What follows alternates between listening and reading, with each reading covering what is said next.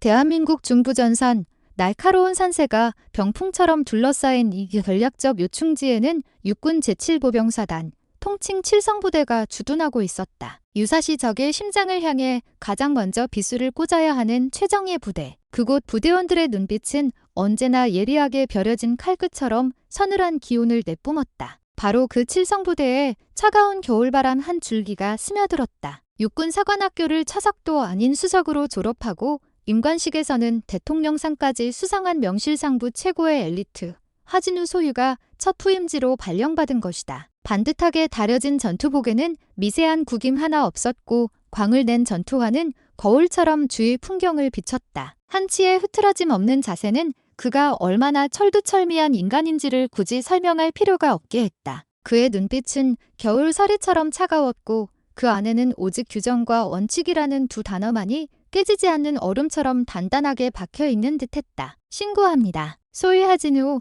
2025년 7월 11일부로 칠성부대 제1대대 이중대 1소대장으로 보직을 명받았습니다. 이에 신고합니다. 대대장 김동현 중령의 집무실 하진우 소위의 목소리가 서늘한 공기를 갈랐다. 감정이라곤 한 톨도 실려있지 않은 완벽하게 통제된 목소리였다. 김동현 대대장은 온화한 미소로 그를 맞았지만 속으로는 보통 녀석이 아니겠군 하는 생각을 떨칠 수 없었다. 육사 수석의 대통령상, 그 화려한 이력은 부대의 새로운 활력이 될 것이라는 기대감과 동시에 현실과 동떨어진 이론가가 아닐까 하는 우려를 낳기에 충분했다. 군대는 살아있는 생물과도 같아서 책에 나온 이론만으로는 절대 움직이지 않기 때문이었다. 하소율, 험한 길 오느라 고생 많았네. 우리 칠성부대에 온 걸 진심으로 환영하네. 감사합니다, 대대장님. 조국 수호의 최전선인 칠성부대의 일원이 된 것을 무한한 영광으로 생각합니다. 그래, 그 자신감 보기 좋군. 하지만 너무 책에서 배운 대로만 하려고 하진 말게. 이곳은 교실이 아니라 실전이야. 때로는 규정보다 사람의 마음을 얻는 것이 더 중요한 법이지. 명심하겠습니다. 저는 오직 야전교범 FM과 군 규정에 입각하여 소대를 지휘하고 부여된 임무를 완벽하게 완수해 나갈 것입니다. 하진우 소위의 대답은 교과서 그 자체였다. 하지만 김동현 대대장은 그의 눈에서 스치는 경험에서 우러나온 자신의 조언을 고리타분한 잔소리로 치부하는 듯한 차가운 오만함을 놓치지 않았다. 그는 더 이상의 조언이 무의미함을 깨닫고 대신 부대의 또 다른 중심축을 소개해주기로 마음먹었다. 좋아. 소대로 가기 전에 먼저 꼭 만나봐야 할 사람이 있네. 우리 부대의 실질적인 안주인이자 살아있는 역사 같은 분이지. 나를 따라오게. 김동현 대대장의 뒤를 따르며 하진우 소유는 속으로 냉소했다. 부대의 안주인, 살아있는 역사, 군대는 계급과 직책으로 움직이는 강철 같은 조직이다. 일개 부사관이 아무리 경험이 많다 한들 장교의 지휘 체계 아래에 있는 부속일 뿐. 그는 대대장이 말하는 중요한 인물 역시 그저 군 생활의 이골이 난 고참 부사관일 것이라 가볍게 치부했다. 그의 그 차가운 확신이 부대 행정반 문 앞에서 산산조각 날 것이라는 것을 그 순간의 하진우 소유는 전혀 알지 못했다. 칠성부대에는 두 개의 심장이 있다는 말이 있었다. 하나는 부대의 지휘관인 대대장, 그리고 또 다른 하나는 부대의 모든 혈관에 따뜻한 피를 돌게 하는 박서연 행정보급관이었다. 올해로 군 생활 29년 차, 원사 계급장을 단 지도 이미 오래인 그녀는 단순한 행정보급관이 아니었다. 그녀는 칠성부대의 어머니였고 때로는 호랑이보다 무서운 선임이었으며 모든 부대원의 상처를 보듬는 상담사이자 부대의 모든 것을 꿰뚫고 있는 살아있는 정보망이었다. 행보관님, 새로 받은 활동복 바지가 너무 깁니다. 어이구, 우리 막내는 다리가 짧아서 슬프겠네. 이리 줘봐. 내가 밤에 몰래 수선해 놓을게. 대신 훈련 뛸 때 넘어지기나 해봐라. 행보관님, 휴가 나갔다가 여자친구한테 차였습니다. 다 끝났습니다. 끝나긴 뭐가 끝나? 전쟁이라도 났냐? 피즈 가서 아이스크림이나 하나 물어. 세상에 널린 게 여자고 군 생활은 이제 시작이야. 임마. 박서연 행정보급관의 사무실은 언제나 병사들의 발길로 문턱이 다를 지경이었다. 그녀는 수십 년간 쌓아온 경험과 특유의 친화력으로 부대의 온갖 문제들을 해결했다. 보급품이 잘못 오면 전화 한 통으로 상급부대 담당자를 닥달해 바꿔냈고 병사들 식단에 문제가 생기면 직접 취사장에 들어가 조리법을 전수했다. 그녀의 손길만 닿으면 삐걱거리던 부대라는 거대한 기계가 신기하게도 부드럽게 돌아갔다. 그녀의 리더십은 원칙 위에 사람을 두는 방식이었다. 규정상으로는 불가능한 일이라도 병사들의 사기와 부대의 화합을 위해서라면 거감하게 융통성을 발휘했다. 물론 군기를 해치는 행위에 대해서는 그 누구보다 엄격했다. 하지만 그녀의 불호령 속에는 항상 대상에 대한 깊은 애정이 담겨 있었기에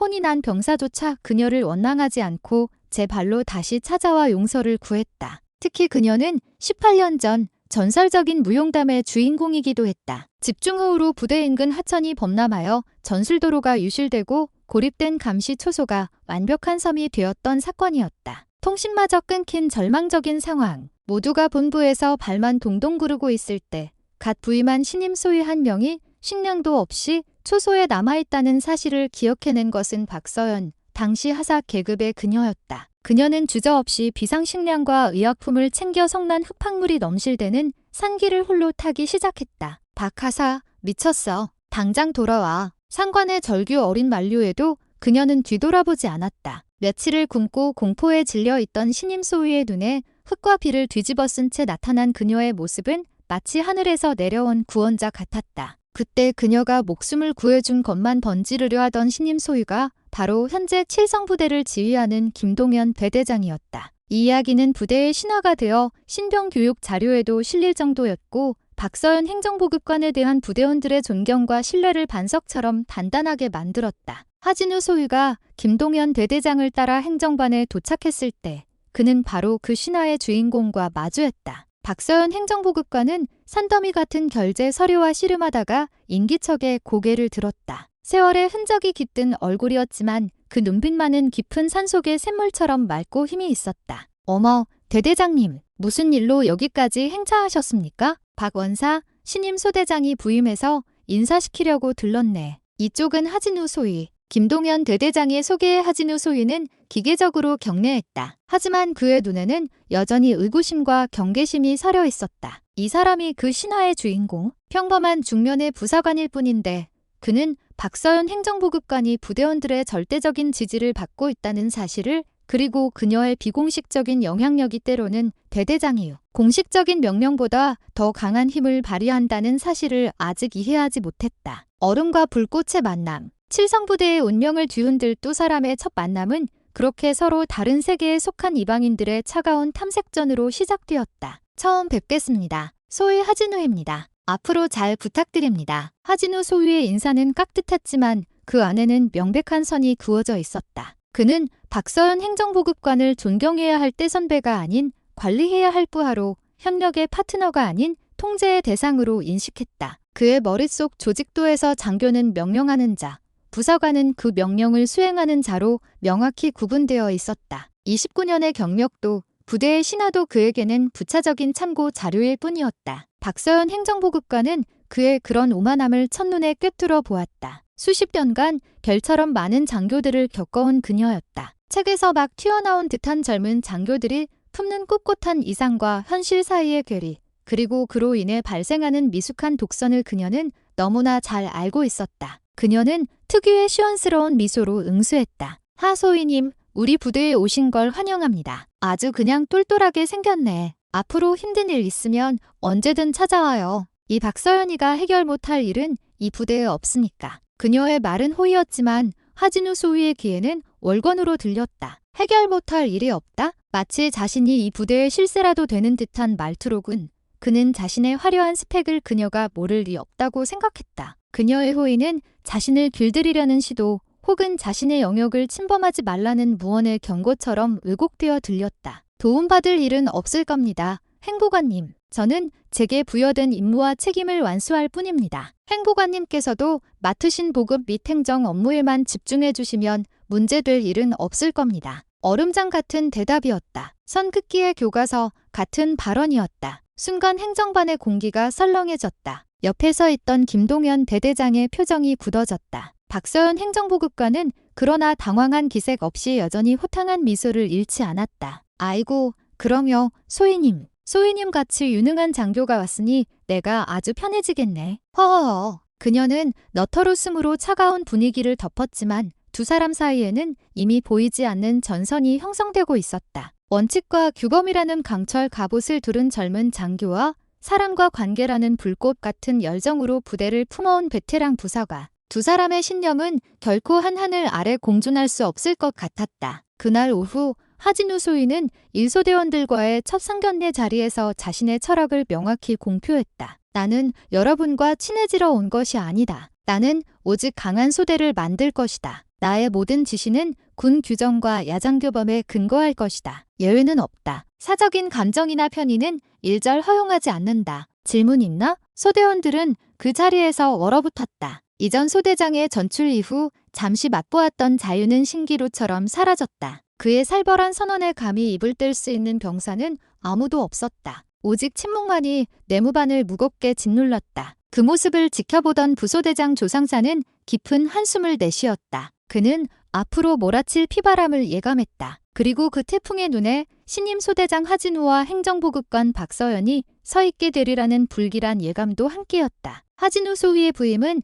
칠성부대 1소대의 계엄령이 선포된 것과 같았다. 그의 지휘 방식은 한마디로 인간미 없는 FM 그 자체였다. 그는 병사들의 전투와 광택 상태부터 관물대에 널린 수건의 각도까지 규정집에 명시된 모든 것을 로봇처럼 완벽하게 지킬 것을 강요했다. 이병 김민준, 관물대 세 번째 줄소곳개는 방식이 규정과 다르다. 군인의 기본은 각이다. 상병 박철민, 내놈 전투하는 구두약이 아까웠나? 지금 당장 다시 닦도록. 아침 잠오는 공포의 시간이었다. 그의 예리한 눈은 아주 작은 흠결도 용납하지 않았고 지적받은 병사는 그 자리에서 수십 번의 팔굽혀펴기를 해야 했다. 훈련은 더욱 가혹했다. 그는 야전규범에 명시된 그대로 1초의 오차도 없이 훈련을 진행했다. 병사 개개인의 체력이나 컨디션은 그의 고려 대상이 아니었다. 규정이 그러했기 때문이다. 소대원들의 원성은 들끓었다. 처음에는 신임 장교라 열정이 과한 거겠지 하고 애써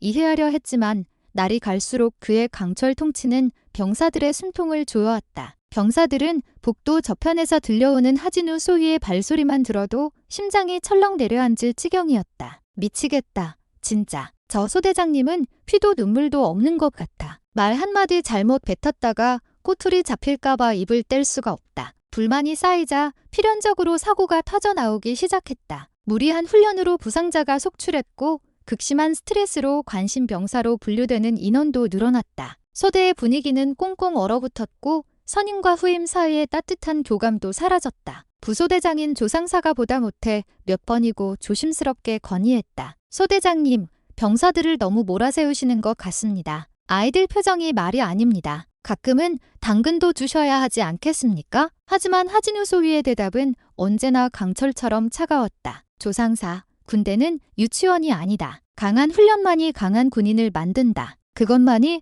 전쟁에서 승리하는 유일한 길이다. 당근, 나약함은 패배를 부를 뿐이다. 기강이 바로 서면 사기는 저절로 따라온다. 그에게 병사들은 각자의 사연과 감정을 가진 인격체가 아니라 자신의 명령에 따라 움직여야 하는 체스말에 불과했다. 그의 원칙이라는 견고한 벽은 너무나 높고 차가워서 그 어떤 인간적인 호소나 진심 어린 조언도 튕겨낼 뿐이었다. 이러한 소대의 분위기는 당연히 박서연 행정보급관의 귀에도 들어갔다. 그녀는 점호 시간마다 연병장에서 기합을 받는 병사들의 멍든 얼굴을, 의무실을 들락거리는 1소대 병사들의 늘어난 발기를, 그리고 식당 구석에서 말없이 밥을 삼키는 그들의 처진을 어깨를 안타깝게 지켜보았다. 그녀는 하진우 소위의 방식이 결국에는 소대 전체를 부러뜨릴 것이라는 것을 직감했다. 어느 날 저녁 그녀는 훈련을 마치고 서늘한 표정으로 사무실을 나서는 하진우 소위를 불러세웠다. 소위님, 잠깐 얘기 좀 할 수 있을까요?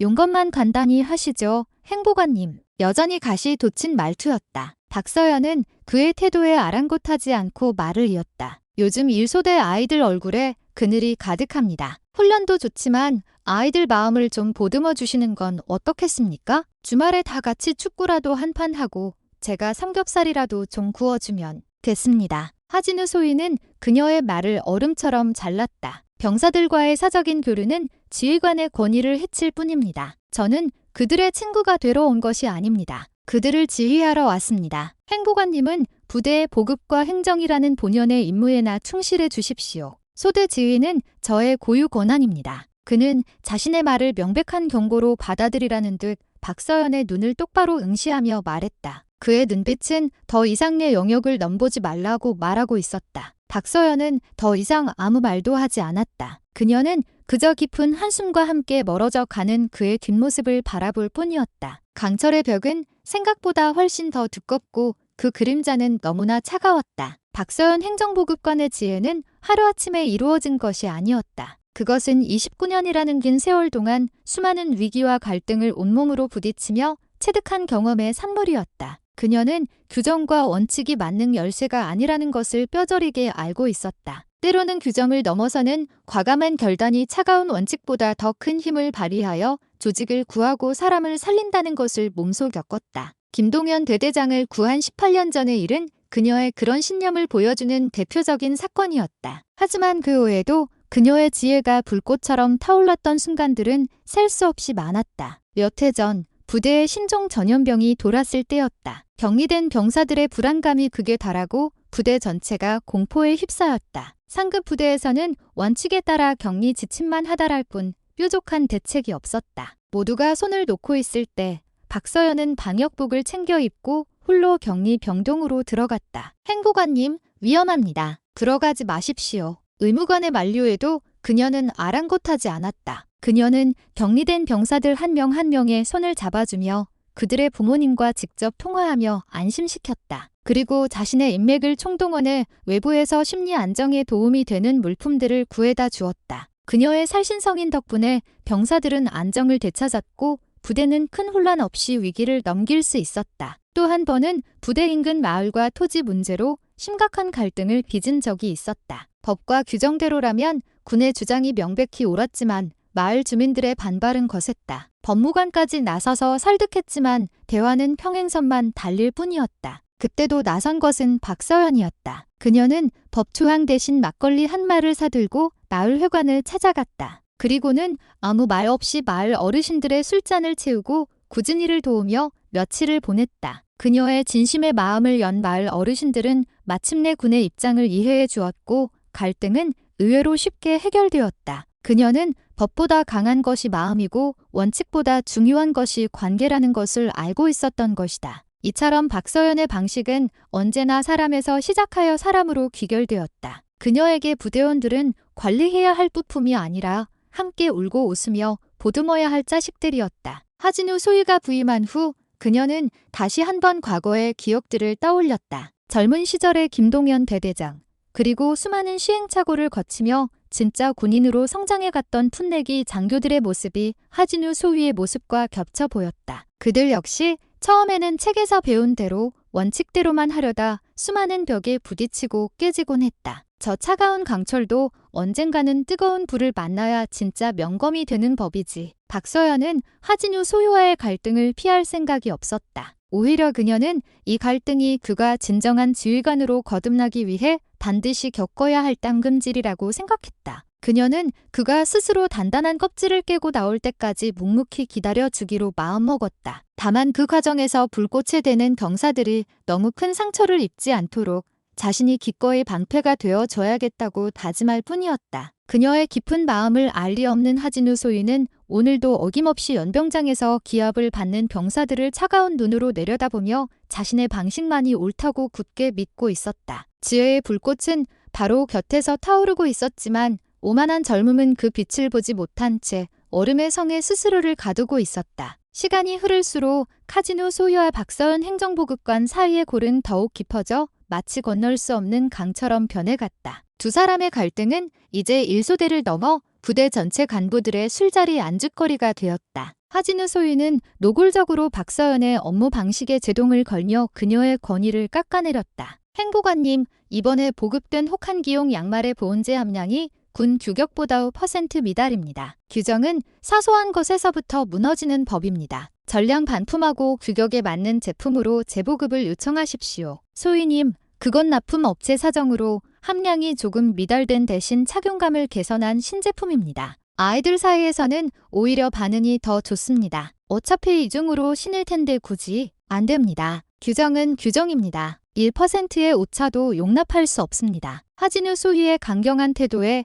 결국 양말은 전량 반품되었고 그 대신 보급된 것은 착용감이 뻣뻣한 구형 제품이었다. 혹한기 훈련 내내 병사들은 발에 물집이 잡히는 고통을 겪어야 했다. 박서연의 융통성은 하진우에게 규정을 무시하는 월권으로 하진우의 원칙은 박서연에게 사람을 보지 못하는 교조주의로 비칠 뿐이었다. 두 사람은 서로를 이해하려는 최소한의 노력조차 포기한 채 자신의 신념이라는 성벽 안에서 서로를 향한 불신만 키워갔다. 하진우 소위는 박서연 행정보급관의 영향력을 무너뜨리기 위해 의도적으로 병사들이 보는 앞에서 그녀에게 면박을 주기도 서슴지 않았다. 행보관님은 행정 업무나 제대로 처리하십시오. 부대 훈련과 병력 관리는 장교의 고유 권한입니다. 더 이상 당신의 경험을 내세워 지휘 체계를 흐트러뜨리지 마시길 바랍니다. 그의 무례한 언행에 주변의 다른 간부들조차 얼굴을 붉혔지만 정작 박서연은 묵묵히 모든 것을 받아냈다. 그녀는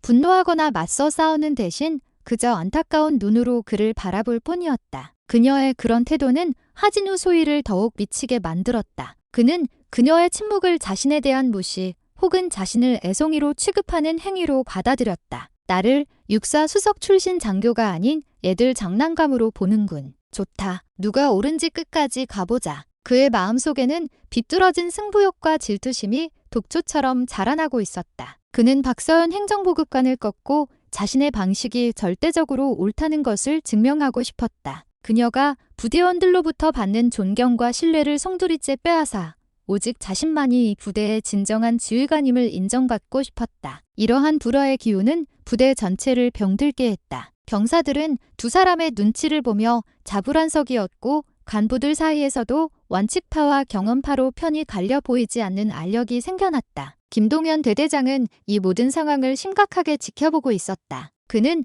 몇 번이고 하진우 소위를 불러 타일렀지만 그는 고집을 꺾지 않았다. 오히려 대대장의 조언을 구시대적인 온정주의이자 박서연 행보관 편들기로 치부하며 노골적으로 반감을 드러냈다. 대대장님께서도 박서연 행보관의 주먹구구식 일처리에 물드신 것 아닙니까? 군은 원칙과 기강으로 바로 서야 합니다. 하진우의 당돌한 발언에 김동현 대대장은 할 말을 잃었다. 그는 18년 전 흙탕물 속에서 죽어가던 자신을 구하기 위해 목숨을 걸었던 어린 하사의 얼굴을 떠올렸다. 그때 그녀가 원칙과 규정만 따졌더라면 자신은 이미 이 세상에 없었을 것이다. 그는 하진우의 오만함이 언젠가 돌이킬 수 없는 화를 부를 것이라 직감했다. 그리고 그 불길한 예감은 생각보다 훨씬 더 추악하고 끔찍한 형태로 현실이 되고 말았다. 비극의 서막은 이미 올랐고 파국을 향한 시계는 멈추지 않고 흘러가고 있었다. 그날은 유난히 비가 많이 내리는 날이었다. 칠성부대 1소대는 하진우 소위의 지휘 아래 진흙탕으로 변한 각계전투 교장에서 훈련을 진행하고 있었다. 억수같이 쏟아지는 비로시야 확보가 어려웠고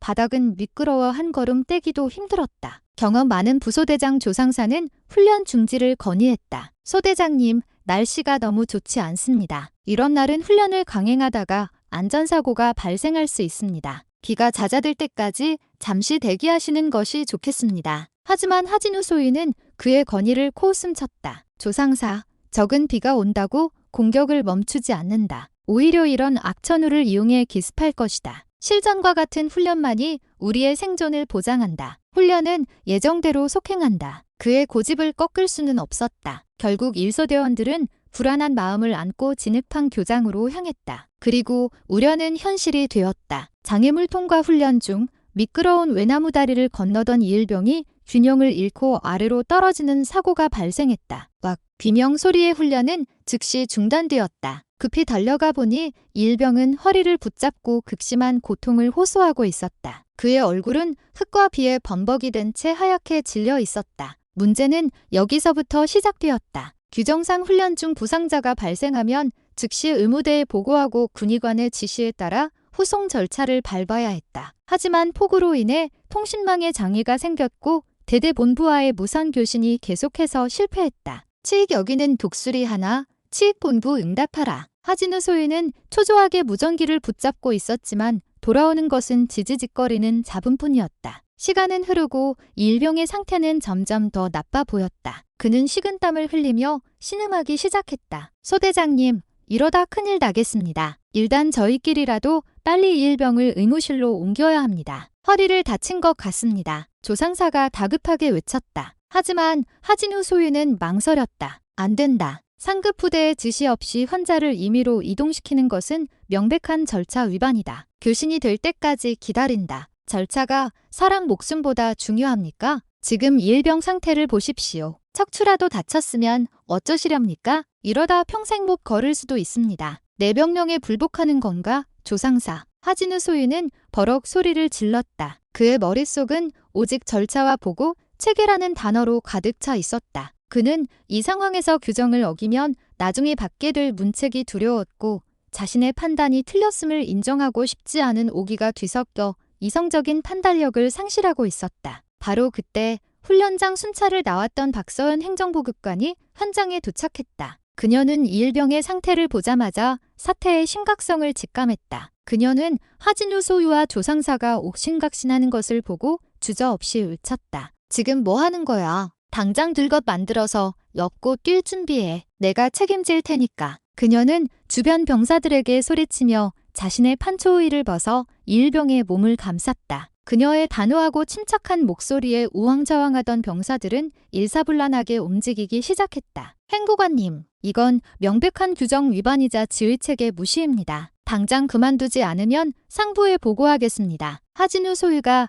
길길이 날뛰며 그녀를 막아섰다. 하지만 박서연은 그의 눈을 똑바로 쳐다보며 얼음처럼 차갑게 말했다. 보고해. 내 군 생활 전부를 걸어서라도 이 새끼 목숨부터 구려야겠으니까. 비켜, 소희. 그녀의 눈빛에는 한치의 흔들림도 없었다. 그것은 29년간 군을 몸담으며 수많은 생사를 지켜본 자만이 가질 수 있는 생명에 대한 외경심과 책임감에서 우러나오는 결단이었다. 하진우 소유는 그 불꽃 같은 기세에 눌려 저도 모르게 한 걸음 뒤로 물러섰다. 그 순간 부서진 것은 절차만이 아니었다. 하진우 소유가 그토록 신봉해왔던 원칙이라는 강철의 성격에 처음으로 선명한 균열이 가는 순간이었다. 박서연 행정보급관의 결단으로 이일병은 즉시 부대 의무실로 후송되었다. 군의관의 진단 결과는 급성 추간판 탈출증, 즉 허리 디스크 파열이었다. 조금만 늦었더라면 하반신 마비로 이어질 수도 있었던 아찔한 상황이었다. 군의관은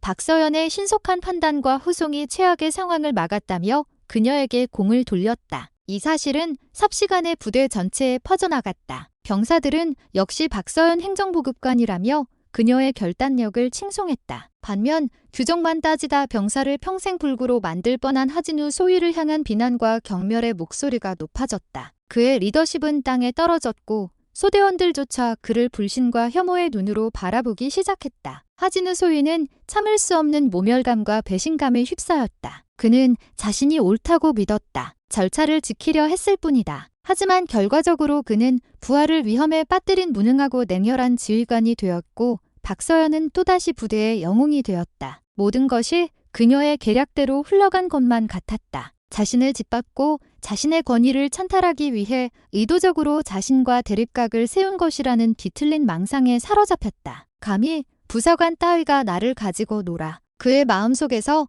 이성의 퓨즈가 치직 소리를 내며 끊어졌다. 분노와 질투, 피해의식이 뒤섞여 그의 눈을 붉게 물들였다. 그는 이 굴욕을 반드시 갚아주어야겠다고 모두가 보는 앞에서 그녀의 위선을 벗겨내고 개망신을 주어야겠다고 결심했다. 다음 날 점심시간 사건은 전 부대원이 모인 식당에서 퍼졌다. 하진우 소유는 식판을 들고 일부러 박서연 행정보급관이 앉아있는 테이블로 향했다. 그의 식판 위에는 그날의 반찬이었던 고춧가루와 참기름으로 벌겋게 묻혀진 콩나물 무침이 수국이 쌓여 있었다. 박서연은 동료 부사관들과 식사를 하며 담소를 나누고 있었다. 그녀는 하진우 소위가 다가오는 것을 보았지만 별다른 의미를 두지 않았다. 하지만 그의 눈빛이 지옥의 불길처럼 이글거리고 있다는 것을 느꼈을 때 이미 때는 늦었다. 하진우 소위는 박서연의 바로 옆에 멈춰 서서 경멸과 분노가 가득 담긴 목소리로 식당 전체가 울리도록 소리쳤다. 박서연 행보관. 그의 목소리에 식당의 모든 소음이 거짓말처럼 멎었다. 모든 시선이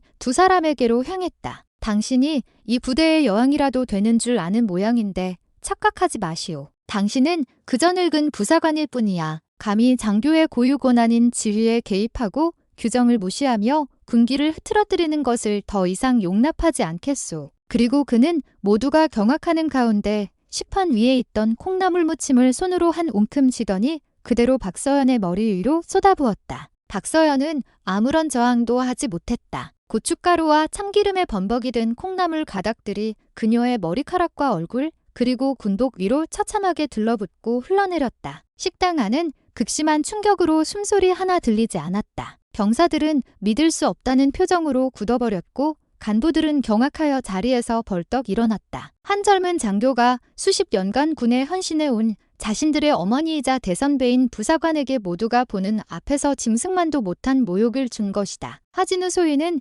차갑게 식은 눈으로 콩나물 범벅이 된 채 떨고 있는 박서연을 내려다보며 마지막 말을 내뱉었다. 이게 바로 당신 수준이야. 명심하시오. 그는 더러워진 손을 식판에 털고는 아무 일도 없었다는 듯 유유히 식당을 빠져나갔다. 그의 등 뒤로 박서연 행정보급관의 어깨가 가늘게 떨리고 있었다. 그녀는 고개를 들지 못했다. 수치심 때문만은 아니었다. 29년간 지켜온 군인으로서의 자긍심과 젊은 장교의 그릇된 행동에 대한 깊은 슬픔과 연민이 뒤섞인 눈물이 콩나물 국물과 함께 그녀의 뺨을 타고 흘러내리고 있었다. 식당에 남아있던 사람들은 마치 시간이 멈춘 듯 한동안 미동도 하지 못했다. 그들이 목격한 것은 단순한 하극상이나 모욕이 아니었다. 그것은 칠성부대가 오랫동안 지켜온 가치와 신뢰, 그리고 인간에 대한 최소한의 존중이 한순간에 시궁창으로 처박히는 장면이었다. 가장 먼저 정신을 차린 것은 박서연과 함께 있던 동료 부사관들이었다. 그들은 황급히 달려들어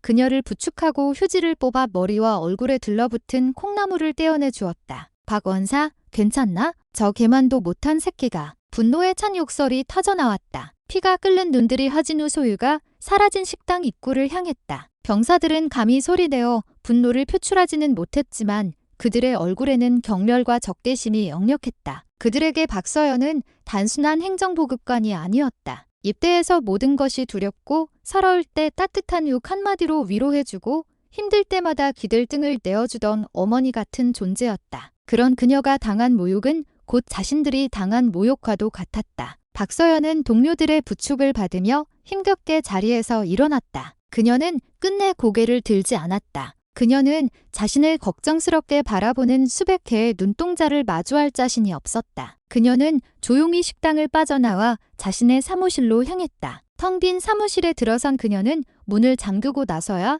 참아왔던 울음을 터뜨렸다. 그녀의 울음소리에는 29년 군 생활의 회한과 서러움이 담겨 있었다. 수많은 위기와 어려움 속에서도 꿋꿋하게 지켜왔던 군인으로서의 명예와 자긍심이 젊은 장교의 오만한 행동 하나에 음식물 쓰레기처럼 내팽개쳐진 것만 같았다. 하지만 그녀를 더 고통스럽게 한 것은 개인적인 모멸감보다 군의 기강과 장교의 품위가 이토록 바닥에 떨어졌다는 사실에 대한 절망감이었다. 콩나물 무침 사건의 파문은 순식간에 부대 전체로 퍼져나갔다. 사건은 즉시 대대장 김동현 중령에게 보고되었다. 보고를 받은 김동현 대대장은 의자가 부서져라 자리에서 일어나며 분노했다. 뭐라고? 하진우 그놈이 박 원사님께 그런 짓을 했다고? 그는 당장 하진우 소위를 호출했다. 대대장실에 들어선 하진우 소위의 표정은 뜻밖에도 담담했다. 그는 자신의 행동이 정당방위였다고 믿고 있었고 그에 따른 처벌도 각오하고 있는 듯했다. 하진우 소위, 자네 지금 제정신인가? 어떻게 박 원사님께 그런 짓을 할 수 있나? 김동현 대대장이 부르령해도 하진우는 눈 하나 깜짝하지 않았다. 저는 부대의 기강을 바로 세우기 위해 월권 행위를 일삼는 부사관에게 장교의 권위가 무엇인지 명확히 보여준 것뿐입니다. 저의 행동에 대한 책임은 제가 지겠습니다. 그의 뻔뻔하고 냉혈한 태도에 김동현 대대장은 할 말을 잃었다. 그는 분노를 넘어 깊은 환멸을 느꼈다. 그는 18년 전 흙탕물 속에서 자신을 구하기 위해 목숨을 걸었던 젊은 날의 박서연을 떠올렸다. 그리고 지금 그녀가 받은 모욕을 생각하자 피가 거꾸로 솟는 것 같았다. 책임? 자네가 그 책임을 어떻게 질 건가? 자네의 그 오만한 행동이 박 원사님께 얼마나 큰 상처를 줬는지, 우리 부대의 명예를 얼마나 시궁창에 처박았는지 알기나 하나. 저는 규정과 원칙에 따라 행동했을 뿐입니다. 닥쳐. 김동현 대대장은 결국 폭발했다. 그는 하진우의 멱살이라도 잡고 싶은 심정이었지만 간신히 이성을 붙들었다. 그는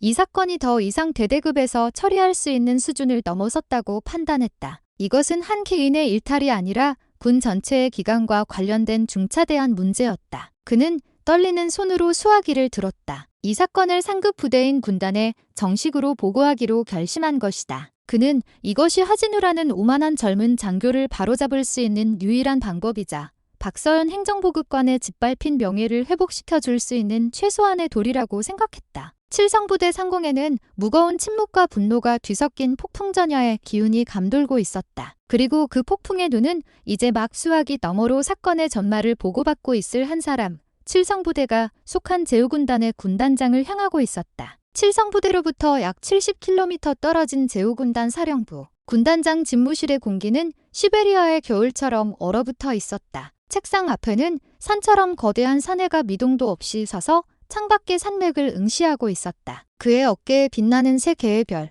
그는 바로 제후군단을 호령하는 수장 이강철 중장이었다. 그는 방금 전 칠성부대장 김동현 중령으로부터 올라온 긴급 보고를 받았다. 수화기를 내려놓은 그의 얼굴은 분노로 시뻘겋게 달아올라 있었다. 잘 다듬어진 그의 눈썹이 꿈틀거렸고 두 눈은 마치 용암처럼 이글거리고 있었다. 감히 박서연 원사에게. 그는 행정보급관이라는 직책 대신 그녀의 원래 계급인 원사를 떠올렸다. 그에게 박서연은 단순한 부하 부사관이 아니었다. 그녀는 그의 군 생활에 있어서, 아니 그의 인생에 있어서 가장 큰 빚을 진 생명의 은인이었다. 시간은 25년 전으로 거슬러 올라간다. 당시 대위였던 젊은 이강철은 최전방 특수수색대에서 팀장으로 근무하고 있었다. 기록적인 한파가 몰아치던 어느 겨울밤, 그는 작전 중 길을 잃고 부하 한 명과 함께 조난당하고 말았다. 통신 장비는 추위에 얼어붙어 먹통이 되었고 비상식량은 바닥났다. 체온은 급격히 떨어졌고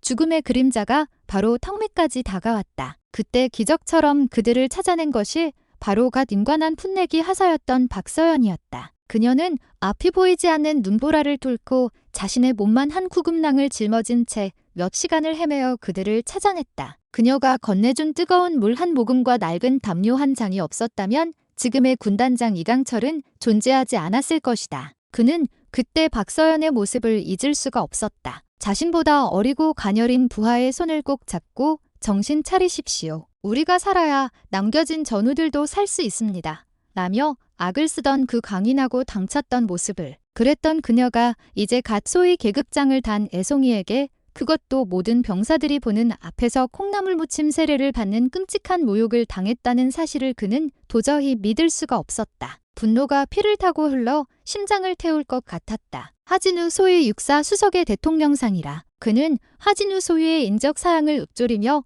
차갑게 비웃었다. 책상 위에서 배운 지식과 스펙이 전부인 줄 아는 오만한 풋내기. 사람의 귀함을 모르고 진정한 군인 정신이 무엇인지 모르는 그런 자가 감히 자신의 은인에게 씻을 수 없는 상처를 입혔다는 사실에 그는 참을 수 없는 분노를 느꼈다. 비서실장, 당장 작전 헬기 준비시켜. 이강철 군단장의 불호령이 집무실을 울렸다. 부관이 황급히 달려들어왔다. 군단장님, 어디로 가시려 하십니까? 칠성부대로 간다. 내가 직접 가서 그 오만방자한 놈의 군복을 갈기갈기 찢어버려야겠다. 그의 목소리에는 살기마저 서려 있었다. 군단장이 일개 부대의 소위 하나 때문에 직접 헬기를 타고 움직이는 것은 극히 이례적인 일이었다. 하지만 지금 그의 눈에는 아무것도 보이지 않았다. 오직 박서연 원사의 짓밟힌 명예를 되찾아주고 썩어빠진 군기를 바로 세워야 한다는 일념뿐이었다. 그리고 칠성부대 대대장에게 전해 내가 도착할 때까지 하진유 소유 그놈 털끝 하나 건드리지 말고 그대로 대기시키라고. 그는 직접 그자의 숨통을 끊어놓고 싶었다. 군법에 따른 처리는 그 다음 문제였다. 먼저 인간 대 인간으로서 은혜를 원수로 갚은 그 파렴치한 행위에 대한 대가를 치르게 하고 싶었다. 잠시 후 군단 사령부 헬기장에 요란한 프로펠러 소음이 울려 퍼졌다. 성난 불곰처럼 헬기에 오르는 이강철 군단장의 뒷모습을 보며 부관은 앞으로 칠성부대에 휘몰아칠 거대한 피바람을 예감하며 마른 침을 삼켰다. 칠성부대 상공의 낯선 헬리콥터 소리가 울려 퍼진 것은 점심시간의 충격이 채 가시기도 전이었다. 웅장하고 위협적인 프로펠러 소음은 부대 전체를 순식간에 극도의 긴장감으로 휘감았다. 연병장 한가운데에 착륙한 헬리콥터의 문이 열리고 모습을 드러낸 인물을 본 순간 부대의 모든 간부와 병사들은 숨을 멈췄다. 군단장 이강철 중장이었다. 그의 등장은 그야말로 재앙의 강림과도 같았다. 군단장이 예고도 없이 일개 대대급 부대를, 그것도 헬기를 타고 직접 방문하는 것은 전쟁이나 쿠데타에 준하는 비상사태가 아니고서는 상상하기 어려운 일이었다. 그의 불타는 듯한 표정과 살기 등등한 기세는 그가 단순히 부대 격려차 온 것이 아님을 명백히 보여주고 있었다. 김동연 대대장이 황급히 달려나와 경례를 붙였다. 충성! 대대장 중령 김동연 군단장님께 대하여 경례. 하지만 이강철 군단장은 그의 경례를 받는 둥 마는 둥 하며 으르렁거리듯 물었다. 하진우 소유는 어디 있나? 대대장실에 대기시켜 두었습니다. 안내해. 군단장의 짧고 단호한 명령에 김동연 대대장은 군말 없이 몸을 돌렸다. 군단장의 뒤를 따르는 그의 등은 식은땀으로 축축이 젖어 있었다. 부대원들은 멀찍이서 숨을 죽인 채 분노한 신처럼 걸어가는 군단장의 모습을 지켜볼 뿐이었다. 그들의 시선에는 공포와 함께 콩나물 무침 사건에 대한 정의가 실현될 것이라는 미묘한 기대감이 뒤섞여 있었다. 대대장실 문이 열리고 이강철 군단장은 방 안에 꼿꼿이 서 있는 하진우 소유와 마주했다. 하진우 소유는 군단장의 등장에 잠시 놀란 듯했지만 이내 평정을 되찾고 오렁차게 경례를 외쳤다. 충성! 소위 하진우 군단장님께 대하여 경례. 이강철 군단장은 그의 경례를 무시한 채 천천히 그에게로 다가갔다. 그의 발걸음 소리는 마치 사형 집행인의 그것처럼 무겁고 서늘하게 울렸다. 그는 하진우 소유의 바로 앞에 멈춰서서 그의 얼굴을 뚫어지라 쳐다보았다. 하진우는 그 압도적인 기세에 눌리지 않으려 안간힘을 썼지만 저도 모르게 턱이 미세하게 떨렸다. 내 놈이 하진우냐? 그렇습니다. 군단장님. 내 놈이 감히 박서연 원사의 머리에 콩나물을 쳐박았느냐? 저는 부대의 기강을 작가. 하진우의 말이 채 끝나기도 전에 이강철 군단장의 불곰 같은 손바닥이 그의 뺨을 후려쳤다. 턱 하는 둔탁한 소리와 함께 하진우의 고개가 세차게 돌아갔다. 입술이 터져 피가 흘렀지만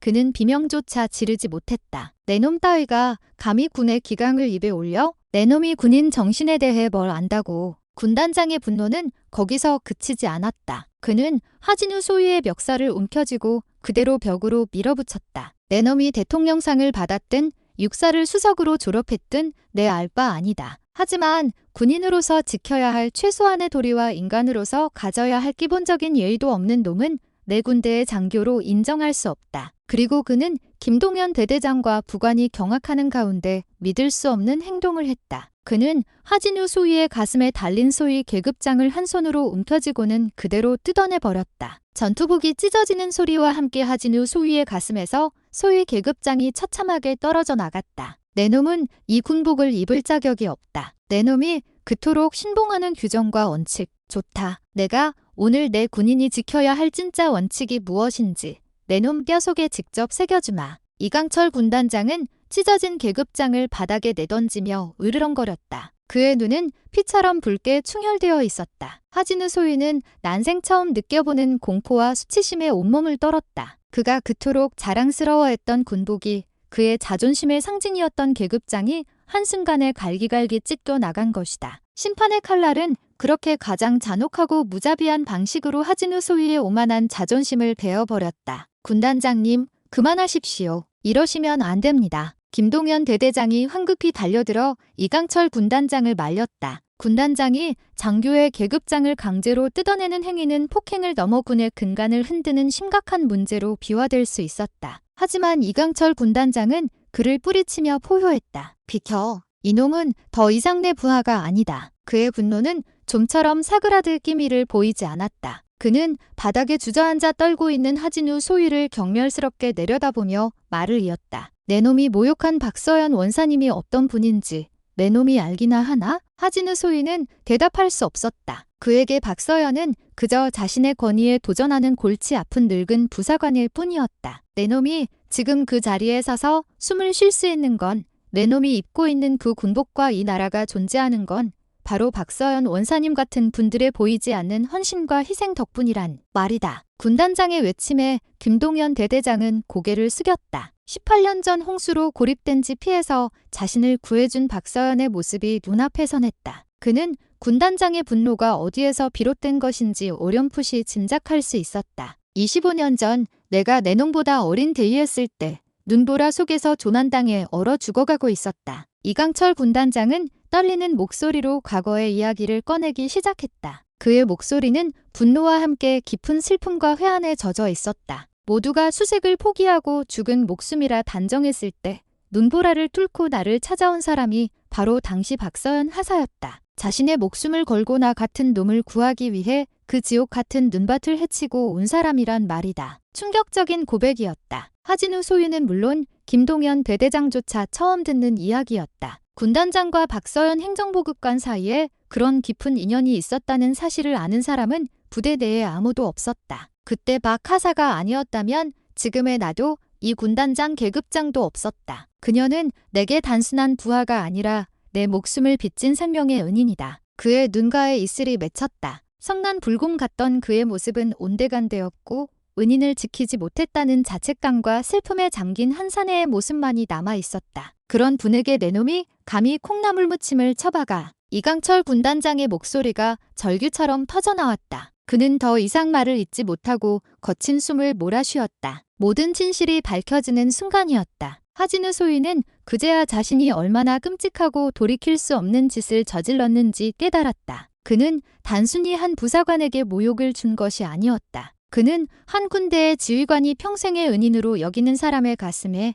그리고 수십 년간 묵묵히 자신의 자리를 지켜온 한 군인의 명예의 대못을 박은 것이었다. 그가 그토록 경멸하고 무시했던 늙은 부사관이 사실은 자신과 비교할 수 없을 만큼 위대한 영웅이었다는 사실을 그는 가장 잔혹한 방식으로 깨닫게 된 것이다. 그의 머릿속이 하얗게 비워졌다. 그가 쌓아 올렸던 오만과 독선의 성이 와르르 무너져 내리는 소리가 들리는 듯했다. 바로 그때 대대장실 문이 조용히 열리고 한 사람이 안으로 들어섰다. 박서연 행정보급관이었다. 박서연 행정보급관의 등장은 모두에게 예상 밖의 일이었다. 그녀는 콩나물 얼룩이 묻었던 군복을 갈아입고 단정한 모습으로 들어섰다. 그녀의 얼굴은 창백했지만 표정은 놀라울 정도로 침착하고 평온했다. 그녀는 바닥에 찢어진 계급장과 주저앉아 있는 하진우 소위, 그리고 분노와 슬픔에 잠긴 이강철 군단장을 차례로 둘러보았다. 그리고는 조용히 이강철 군단장 앞에 서서 허리를 숙여 정중히 경례했다. 충성, 군단장님께 대하여 경례. 원사 박서연, 늦어서 죄송합니다. 그녀의 목소리는 조금도 떨리지 않았다. 이강철 군단장은 그녀의 모습을 보자 참고 있던 감정이 북받쳐 오르는 것을 느꼈다. 박 원사 괜찮으시오? 그의 목소리가 가늘게 떨렸다. 박서연은 희미하게 미소를 지으며 고개를 끄덕였다. 괜찮습니다. 군단장님, 점심에 콩나물이 좀 짰을 뿐입니다. 그녀는 옛서 농담으로 분위기를 풀려 했다. 그리고 그녀는 천천히 몸을 돌려 바닥에 떨어진 하진우 소위의 계급장을 주워들었다. 그녀는 먼지를 털어낸 계급장을 소중하게 손에 쥔 채 하진우 소위에게 다가갔다. 그리고는 그의 앞에 조용히 무릎을 꿇었다. 그녀의 행동에 모두가 경악했다. 하진우 소위는 고개를 들지 못하고 더욱 몸을 움츠렸다. 소위님, 박서연이 나지막이 불렀다. 일어나십시오. 장교가 이렇게 땅바닥에 주저앉아 있으면 못 씁니다. 그녀의 목소리는 따뜻하고 부드러웠다. 그 안에는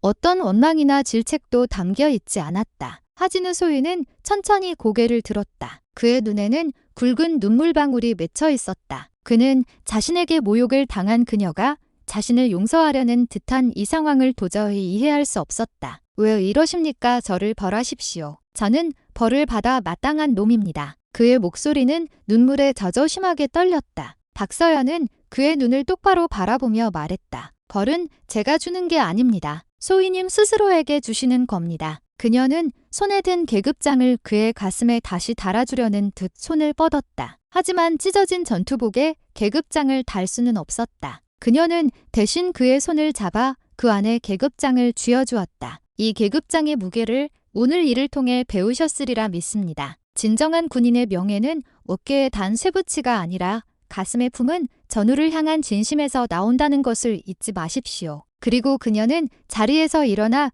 이강철 군단장을 향해 돌아섰다. 군단장님, 부디 하진우 소위를 용서해 주십시오. 박 원사, 그게 무슨 말이요? 저놈은 용서받을 자격이 없소. 아닙니다. 하소위는 아직 젊고 서툴러서 그런 겁니다. 이번 일은 그가 더 큰 군인으로 성장하기 위한 값비싼 예방주사였다고 생각해 주십시오. 그에게 징계를 내리는 대신 스스로를 돌아보고 반성할 기회를 주시는 것이 어떻겠습니까? 그녀는 자신의 가해자를 위해 군단장에게 직접 선처를 호소하고 있었다. 그녀의 관용은 상상을 초월하는 것이었다. 그것은 단순한 동정이나 용서가 아니었다. 한 젊은 군인의 미래를 지켜주고 그가 올바른 길을 가도록 이끌어주려는 진정한 선임이자 스승의 마음이었다. 이강철 군단장은 할 말을 잃었다. 그녀의 그릇은 자신이 감히 상상할 수 없을 만큼 크고 깊었다. 25년 전 눈보라 속에서 자신을 구해줬을 때와 조금도 변하지 않은 그 따뜻하고 강인한 모습 그대로였다. 그의 눈에서 뜨거운 눈물 한 방울이 뺨을 타고 흘러내렸다. 강철 같던 사나이의 마음이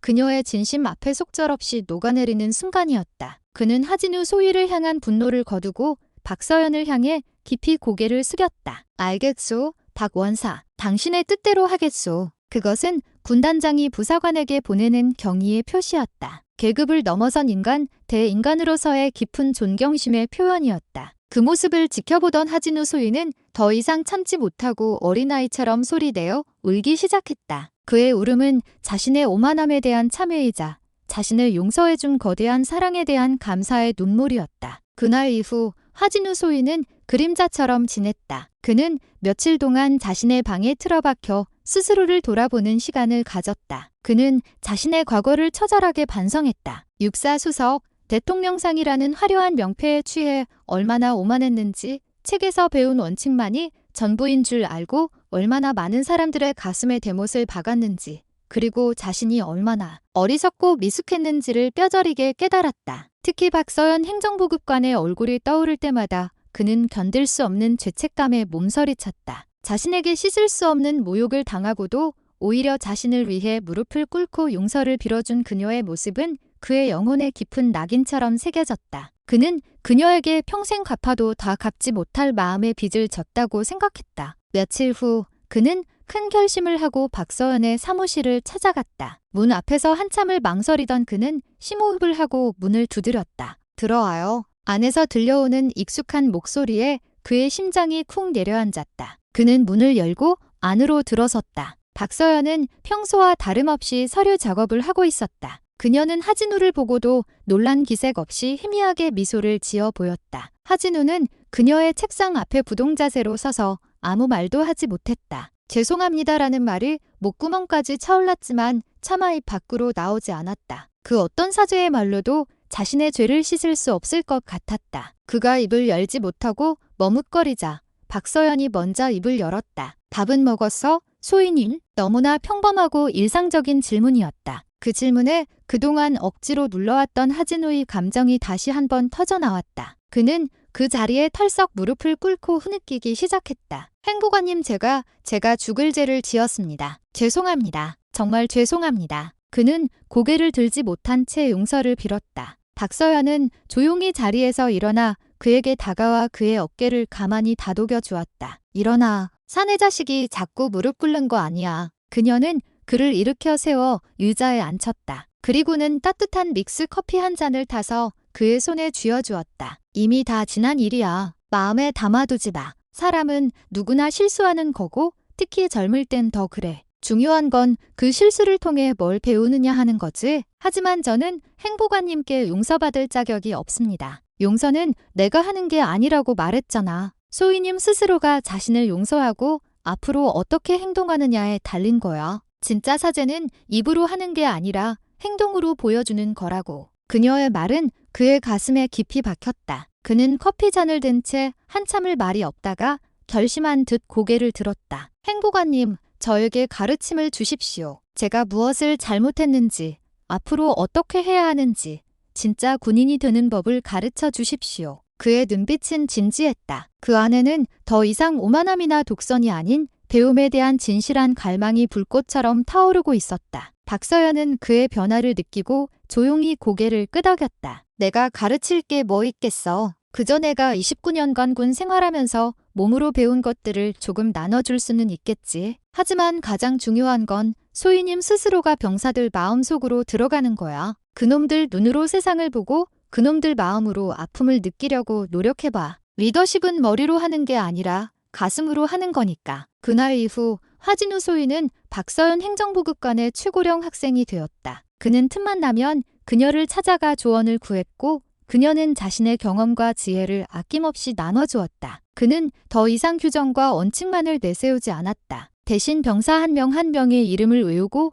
그들의 고충에 귀를 기울이기 시작했다. 그의 변화는 일소대원들이 가장 먼저 느꼈다. 그는 더 이상 점호 시간에 트집을 잡지 않았고 훈련 중에는 병사들의 안전을 최우선으로 챙겼다. 주말에는 병사들과 함께 땀 흘리며 축구를 했고 삼겹살을 구우며 그들의 고민을 들어주었다. 처음에 어색해하고 경계하던 병사들도 그의 진심 어린 변화에 조금씩 마음을 열기 시작했다. 얼음장 같던 소대 내무반에 다시 웃음소리가 피어났고 병사들은 그를 냉혈한 소대장이 아닌 믿고 따를 수 있는 형처럼 여기게 되었다. 하진우 소위의 참회의 눈물은 그 자신뿐만 아니라 칠성부대 1소대 전체를 위한 새로운 시작의 불꽃을 지피는 신호탄이었다. 하진우 소위의 변화는 하루아침에 이루어진 마법이 아니었다. 그것은 마치 단단한 강철을 불에 달고 망치로 두들겨 단련하는 과정처럼 고통스럽지만 꾸준하게 진행되었다. 그는 박서연 행정보급관이라는 거대한 용광로 앞에서 겸허하게 자신을 녹이고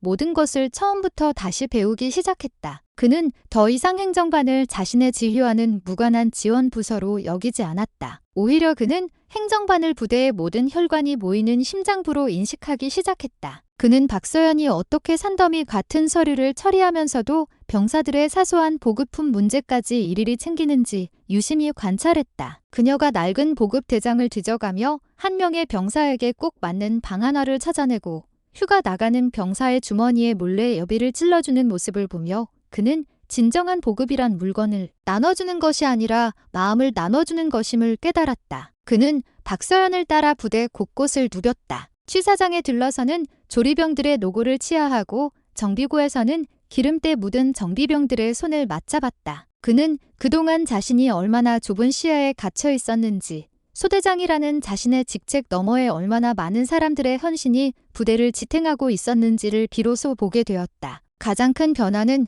그의 리더십 스타일에서 나타났다. 그는 더 이상 일방적으로 명령하고 통제하려 하지 않았다. 대신 그는 소대원들의 의견을 경청하고 훈련 계획을 짤 때 부소대장인 조상사의 조언을 적극적으로 구했다. 조상사, 다음 주 분대 전투훈련 계획을 짜고 있는데 자네 생각은 어떤가? 내가 보기엔 이쪽 시커스가 교범상으로는 가장 효율적인데 현장 경험이 많은 자네의 의견을 듣고 싶군. 조상사는 하진우의 변화에 감격했다. 그는 자신이 아는 모든 노하우를 동원해 그를 도왔다. 두 사람의 협력 아래 1소대의 훈련 성과는 오히려 예전보다 월등히 향상되었다. 병사들은 더 이상 억지로 훈련에 끌려가는 것이 아니라 자신들의 의견이 반영된 훈련에 자발적이고 적극적으로 참여했기 때문이다. 물론 그의 변화가 순탄하기만 한 것은 아니었다. 일부 병사들은 여전히 그를 완전히 신뢰하지 못했고 다른 부대의 몇몇 장교들은 그가 부사관에게 휘둘린다며 뒤에서 수군거리기도 했다. 하지만 그는 더 이상 다른 사람의 시선에 연연하지 않았다. 그는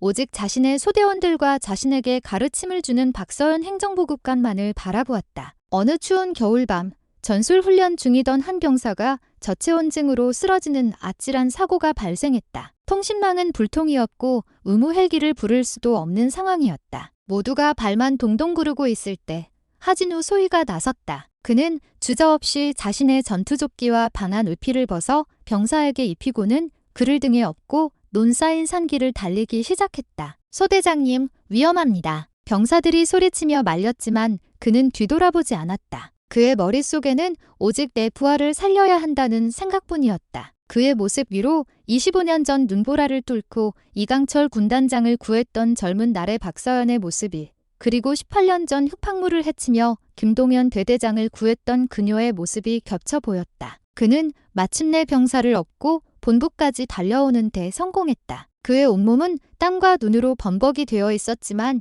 그의 눈은 그 어느 때보다 뜨겁게 타오르고 있었다. 그 모습을 멀리서 지켜보던 박서연 행정보급관의 입가에 비로소 따뜻한 미소가 번졌다. 그녀는 하진우가 마침내 차갑고 단단했던 얼음의 성을 부수고 진정한 지휘관의 길로 들어섰음을 직감했다. 하진우 소위가 눈밭을 뚫고 병사를 구한 사건은 부대의 또 다른 이야기로 남았다. 이전의 콩나물 무침 사건이 그의 오만의 상징이었다면 이번 눈밭의 희생은 그의 용기와 헌신의 상징이 되었다. 병사들은 이제 그를 진심으로 존경하고 따랐다. 그의 명령에는 힘이 실렸고 그의 말에는 무게가 더해졌다. 하지만 하진우 자신은 조금도 자만하지 않았다. 그는 자신이 한 일이 박서연 행정보급관이 평생에 걸쳐 보여준 헌신에 비하면 아무것도 아니라고 생각했다. 그는 여전히 매일같이 그녀를 찾아가 가르침을 구했다. 그들의 관계는 이제 단순한 상하 관계나 선후배 관계를 넘어 스승과 제자의 관계에 가까워지고 있었다. 행보관님, 이번에 새로 보급된 전투 식량에 대한 병사들의 불만이 많습니다. 맛이 너무 없다고 하는데 어떻게 해결하면 좋겠습니까? 그건 아마 원가 절감 때문에 조미료가 바뀌어서 그럴 거야. 예산 문제 때문에 어쩔 수 없었지. 대신 취사장하고 얘기해서 훈련 나갈 때 병사들 개인 취향에 맞게 볶음 고추장이나 김자반 같은 걸 따로 좀 챙겨주라고 해봐. 내가 취사반장한테 따로 얘기해 놓을게. 박서연은 언제나 명쾌한 해답을 제시했다. 그녀의 머릿속에는 부대의 모든 물자와 인력 현황, 그리고 수십 년간의 경험에서 비롯된 문제 해결 노하우가 데이터베이스처럼 저장되어 있었다. 하진우는 그녀와 대화할 때마다 자신의 지식이 얼마나 얕고 편협했는지를 절감했다. 그는 그녀에게서 비단 업무적인 것만 배운 것이 아니었다. 그는 그녀를 통해 사람을 대하는 법, 갈등을 해결하는 지혜, 그리고 보이지 않는 곳에서 묵묵히 헌신하는 삶의 가치를 배웠다. 어느 날 그는 박서연의 사무실에서 낡은 앨범 하나를 발견했다. 앨범에는 앳된 얼굴의 젊은 박서연과 그녀와 함께 웃고 있는 수많은 군인들의 사진이 담겨 있었다. 사진 속 인물들은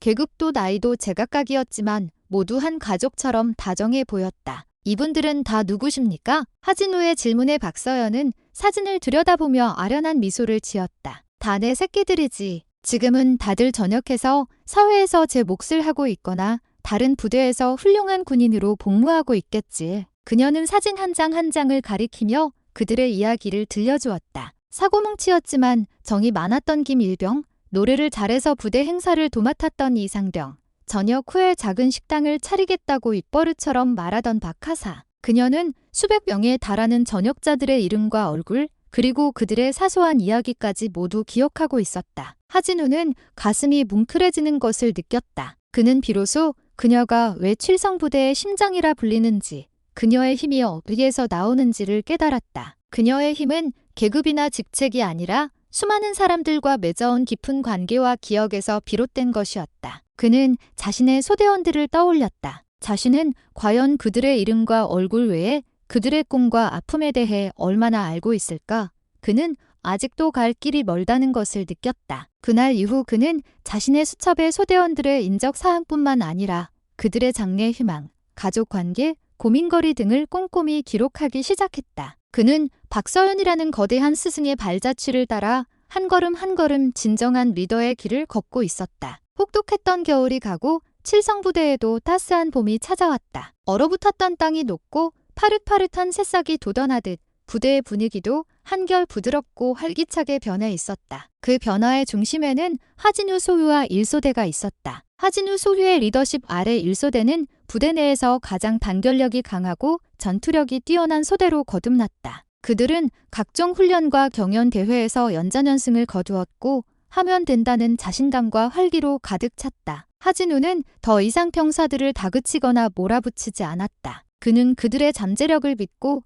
스스로 동기를 부여할 수 있도록 격려하고 지원하는 역할을 했다. 그의 변화는 김동현 대대장과 다른 간부들에게도 깊은 인상을 남겼다. 처음에는 그의 변화를 의심의 눈초리로 보던 이들도 이제는 그의 진정성을 인정하고 그를 신뢰하게 되었다. 특히 김동현 대대장은 자신의 부하가 훌륭한 지휘관으로 성장하는 모습을 보며 뿌듯함을 감출 수 없었다. 그리고 마침내 하진우 소위에게도 새로운 변화의 순간이 찾아왔다. 임관한 지 1년이 지나 중위 진급 심사 대상자가 된 것이다. 그의 진급은 거의 확실시되었다. 지난 1년간 그가 보여준 성과와 리더십은 모든 이들이 인정하는 바였다. 진급 발표가 있던 날, 하진우는 초조한 마음으로 결과를 기다렸다. 그에게 새로운 계급장은 단순히 승진의 의미가 아니었다. 그것은 지난 1년간의 과울을 씻고 새로운 군인으로 다시 태어나는 상징과도 같았다. 결과는 예상대로였다. 그는 당당히 중위 진급자 명단에 이름을 올렸다. 소대원들은 마치 자기 일처럼 기뻐하며 그를 행가를 쳤다. 소대장님, 축하드립니다. 하중희님, 한턱 쏘셔야지 말입니다. 하진우는 자신을 축하해주는 소대원들의 얼굴을 보며 가슴 벅찬 감동을 느꼈다. 1년 전 그토록 자신을 경멸하고 불신하던 바로 그들이었다. 그는 이 모든 변화가 자신만의 노력이 아니라 자신을 이끌어준 박서연 행정보급관과 자신을 믿고 따라준 소대원들 덕분이라는 것을 잘 알고 있었다. 진급식이 열리던 날, 하진우는 가장 먼저 박서연 행정보급관에게 달려갔다. 그는 자신의 어깨에 달릴 새로운 중위 계급장을 그녀에게 내밀었다. 행보관님, 제 계급장을 직접 달아주실 수 있겠습니까? 그의 요청에 박서연은 잠시 놀란 듯했지만 이내 따뜻한 미소를 지으며 고개를 끄덕였다. 그녀는 그의 어깨에서 낡은 소위 계급장을 떼어내고 그 자리에 반짝이는 중위 계급장을 정성스럽게 달아주었다. 축하해, 하중이. 아주 늠름하고 멋지구만. 하진우는 자신의 어깨에 달린 새로운 계급장을 내려다보았다. 그리고는 박서연을 향해 군인으로서 표할 수 있는 가장 큰 존경과 감사를 담아 허리가 끊어지도록 깊이 경례했다. 충성, 행보관님의 가르침 평생 잊지 않겠습니다. 그의 우렁찬 목소리가 행정반을 가득 메웠다. 박서연은 그의 경례를 받으며 눈시울이 뜨거워지는 것을 느꼈다. 그녀는 오만했던 젊은 장교가 진정한 군인으로 거듭나는 기적과도 같은 과정을 바로 곁에서 지켜보았다. 그녀의 29년 군 생활에 또 하나의 잊지 못할 보람과 자부심이 새겨지는 순간이었다. 하진우가 중위로 진급하고 몇 달이 지난 어느 날 칠성부대에 다시 한번 헬리콥터 소리가 울려 퍼졌다. 1년 전 분노에 찬 모습으로 부대를 방문했던 이강철 군단장이었다. 하지만 이번에 헬기에서 내리는 그의 표정은 1년 전과 완전히 달랐다. 그의 얼굴에는 부드럽고 인자한 미소가 걸려 있었다. 그의 재방문은 칠성부대의 전술훈련을 참관하기 위함이었다. 그는 김동현 대대장과 나란히 지휘소에 앉아 실시간으로 전송되는 훈련 상황을 지켜보며 만족스러운 표정을 지었다. 특히 그의 시선은 1소대를 이끌며 탁월한 지휘 능력을 보여주는 하진우 중위에게 오랫동안 머물렀다. 훈련이 끝난 후 이강철 군단장은 하진우 중위를 따로 자신의 집무실로 불렀다. 1년 전 그가 하진우의 계급장을 찢어버렸던 바로 그 장소였다. 하진우는 긴장된 마음으로 집무실에 들어섰다. 하중이, 군단장은 그에게 직접 차를 따라주며 부드럽게 말했다. 자네에 대한 보고는 꾸준히 받아왔네. 훌륭한 지휘관으로 성장하고 있다고. 내가 사람 하나는 제대로 본 것 같아 뿌듯하군. 과찬이십니다. 군단장님, 모든 것이 박서연 행보관님의 가르침 덕분입니다. 하진우는 겸손하게 고개를 숙였다. 이강철 군단장은 그의 대답에 만족스러운 듯 고개를 끄덕였다. 그래, 자니가 그걸 알고 있다니 다행이야. 박서연 원사는 우리 군의 보물일세. 자니가 그녀에게서 배운 것은 군사 지식이나 전술이 아니라 사람을 얻는 법, 그리고 진정한 리더가 되는 법이었을 걸세. 명심하고 있습니다. 좋아. 앞으로도 그 마음 변치 말고 박 원사를 친어머니처럼 그리고 가장 존경하는 스승으로 모시게. 그것이 자네가 더 큰 군인으로 성장할 수 있는 유일한 길일세. 군단장의 말에는 하진우에 대한 깊은 신뢰와 기대가 담겨 있었다. 그는 1년 전 자신이 저질렀던 과오를 용서받았음을 느꼈다. 잠시 후 군단장은 박서연 행정보급관도 집무실로 불렀다. 그는 두 사람을 나란히 세우고는 흐뭇한 표정으로 바라보았다. 박 원사, 내가 아주 훌륭한 제자 하나를 붙여주었소. 앞으로 이놈이 속 썩이면 언제든지 나에게 직통으로 보고하시오. 내가 당장 달려와서 버릇을 단단히 고쳐놓을 테니. 군단장의 농담에 박서연은 웃음을 터뜨렸다. 걱정 마십시오. 군단장님, 하중이님은 이제 저보다 더 훌륭한 지휘관입니다. 오히려 제가 하중이님께 배우는 것이 더 많습니다. 세 사람은 한참 동안 화기애애한 분위기 속에서 담소를 나누었다. 오만했던 신임 장교와 그를 이끌어준 베테랑 부사관, 그리고 그 모든 것을 지켜보고 지지해준 지혜로운 지휘관. 세 사람의 모습은 칠성부대가 지향해야 할 가장 이상적인 리더십의 상징처럼 보였다. 군단장이 돌아간 후 하진우는 박서연과 함께 연병장을 걸었다. 석양이 부대 전체를 붉게 물들이고 있었다. 행보관님, 오늘 군단장님께서 하신 말씀 들으셨습니까? 행보관님을 스승으로 모시라고 하셨습니다. 들었지. 군단장님도 참 농담도 잘하셔. 농담이 아닐 겁니다. 저에게 행보관님은 제 인생을 바꿔주신 스승님이십니다. 그리고 어머니 같은 분이십니다. 하진우의 진심 어린 고백에 박서연은 걸음을 멈추고 그를 바라보았다. 그녀의 눈가에 다시 한번 따뜻한 이슬이 맺혔다. 나야말로 하중이 덕분에 군 생활 마지막을 아주 행복하게 보낼 수 있을 것 같날. 고맙다. 내 아들. 두 사람 사이를 가로막고 있던 계급과 나이, 성별의 벽은 이제 완전히 사라져 있었다. 그 자리에는 서로를 존경하고 아끼는 스승과 제자,